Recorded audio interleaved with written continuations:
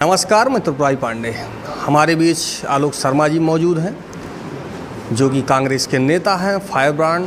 और आइए आपको इनसे मुलाकात करवाते हैं और इनके विचारों से आपको रूबरू कराते हैं। सर, आपका स्वागत है। धन्यवाद। सर, अमेठी से के शर्मा जी हैं और उस तरफ से सांसद जी हैं, तो चुनाव को जो है यहाँ निकालने के लिए, जीतने के लिए इस समय क्या आपका चल रहा है? देखिए, जिस तरह का अमेठी की जनता का रुझान है, जिस तरह से यहाँ की सांसद महोदया ने पिछले 5 वर्षों में अमेठी की अस्मिता के ऊपर चोट पहुँचाई है, जिस तरह उन्होंने अहंकारवश तमाम अमेठी जनों का निरादर किया है, अपमान किया है और कोई भी विकास का काम नहीं हुआ है, बल्कि उल्टा जो तमाम पुराने संस्थान थे उनको बंद करने का काम अगर किसी ने किया है तो वो वर्तमान की सांसद हैं। चाहे वो हॉस्पिटल संजय गांधी हो, चाहे IIIT हो, चाहे कंबल फैक्ट्री हो, यहाँ पर तमाम उद्योगों को बंद करने का काम और जिस तरह से विकास को अवरुद्ध किया है, मुझे लगता है कि जो आज ग्राउंड पे रिपोर्ट आ रही है कि अमेठी की जनता अब उनको हराने के लिए आतुर है। सांसद जी का ये बोलना है कि राहुल गांधी हम थे, इस कारण से वो यहाँ से जो है। देखिए, उनका वो क्या बोलना है, क्या नहीं बोलना है, उनको आज चाहिए कि उन्होंने क्या 5 साल में काम किया, उसके ऊपर वो वोट मांगें। देश के प्रधानमंत्री से लेकर और यहाँ की सांसद तक जिस तरह की बौखलाहट सामने आ रही है, वो ये बता रही है कि इनकी हार अमेठी में भी निश्चित है और देश में भी इनकी सरकार जाने वाली है। आदरणीय प्रधानमंत्री जी का बोलना ये है कि अगर कांग्रेस पार्टी सरकार में आती है तो ये मंगलसूत्र ही छीन लेगी। देखिए, देश के प्रधानमंत्री को चाहिए कि 10 साल में उन्होंने क्या क्या काम किया है उसके ऊपर वोट मांगें। देश की जनता को डराकर कायर लोग वोट मांगते हैं। क्या आप डराना चाहते हैं? अगर किसी ने वास्तव में मंगलसूत्र देश में छीने हैं तो जो 28,000 रुपये प्रति तोला सोना था 2014 में, आज वो 75,000 के पार चला गया है। आज मैं समझता हूँ कि देश के प्रधानमंत्री को बताना चाहिए कि महंगाई पर क्या किया, बेरोजगारी को दूर करने के लिए क्या किया, चीन घुसकर बैठा है उसके ऊपर क्या बोलते हैं आप, किसानों की आमदनी बढ़ने की जगह घट क्यों गई।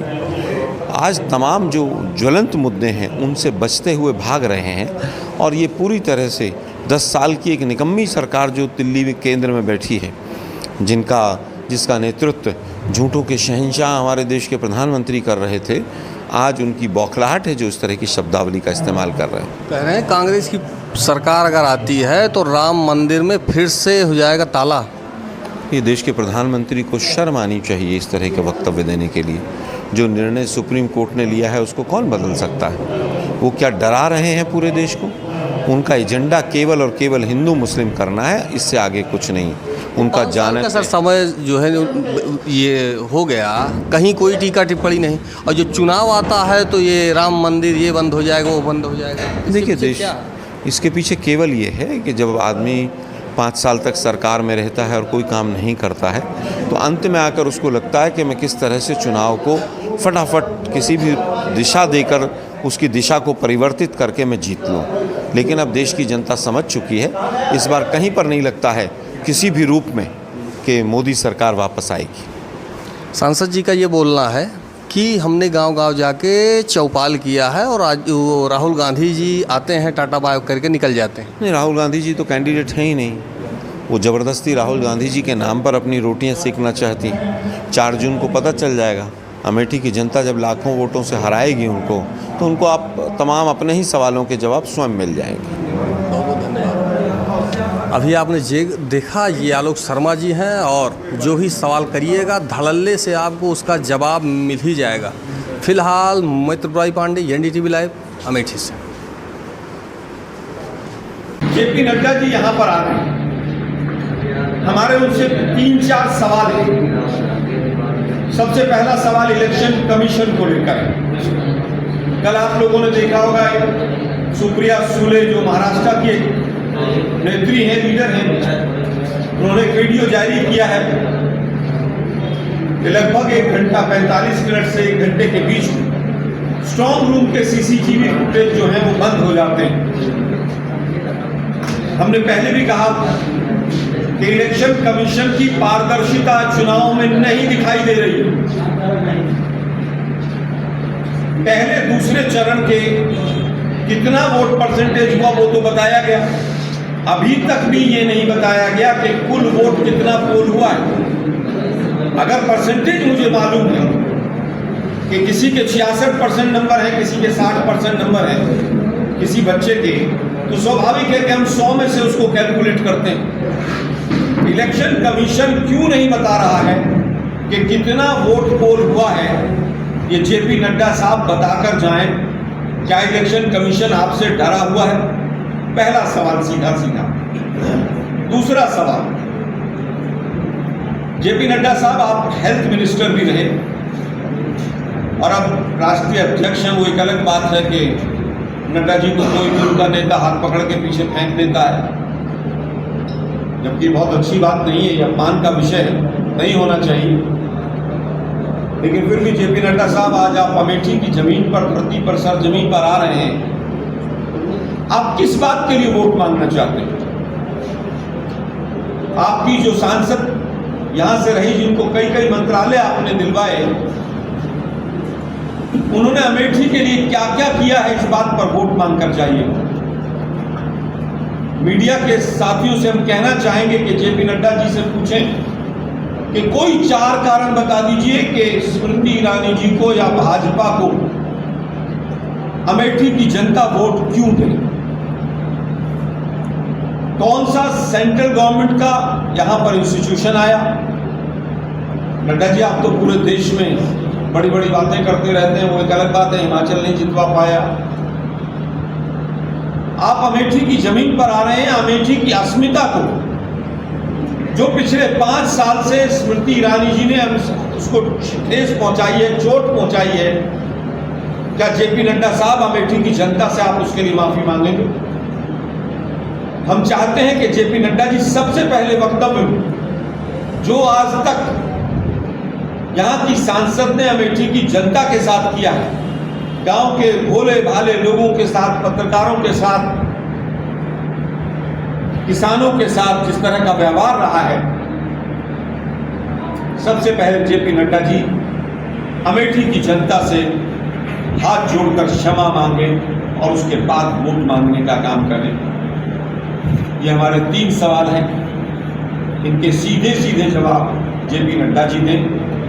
पहला, क्या आप वोट किस लिए मांगने आए हैं? आपकी केंद्र की सरकार ने अमेठी में कितने रोजगार दिए, कितने इंस्टीट्यूशन दिए?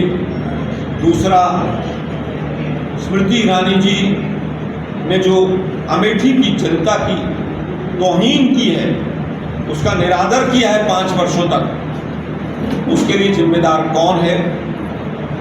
और अंतिम, आप अमेठी की जनता से, भारतीय जनता पार्टी की तरफ से, कि अमेठी की अस्मिता को जो चोट पहुंची है उसके लिए माफ़ी मांगे और उसके बाद वोट के मैदान में उतरें। यही हमारा उनसे कहना है।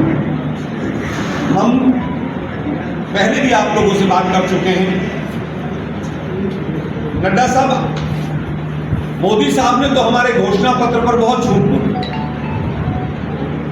देश के प्रधानमंत्री हैं, वैसे वो राजा साहब हैं और झूठों के शहंशाह भी हैं। वो अमेठी की जनता पूछ रही है और इसका उत्तर भी नड्डा जी ही देकर जाएं कि हमारे मैनिफेस्टो में कहां लिखा है कि किसी का मंगलसूत्र ले लिया जाएगा और किसी को उसको मंगलसूत्र को दे दिया जाएगा, किसी की भैंस खोलकर दूसरे को दे दी जाएगी। नड्डा जी इन सवालों का जवाब देकर जाइए कि देश के प्रधानमंत्री झूठ क्यों बोल रहे हैं। आप लोगों ने देखा होगा, ये हमारा घोषणा पत्र का एक गारंटी कार्ड है, इसका एक फोटोशूट भी हम लेंगे आपके साथ। हमने कहा कि हम पहली नौकरी पक्की करेंगे 1 लाख रुपया अप्रेंटिसशिप के लिए ग्रेजुएट और डिप्लोमा होल्डर को देंगे।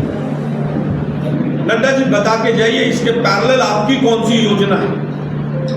दूसरा बिंदु हमारा है कि 30 लाख सरकारी नौकरियां जो खाली हैं, उन खाली पदों को हम भरेंगे।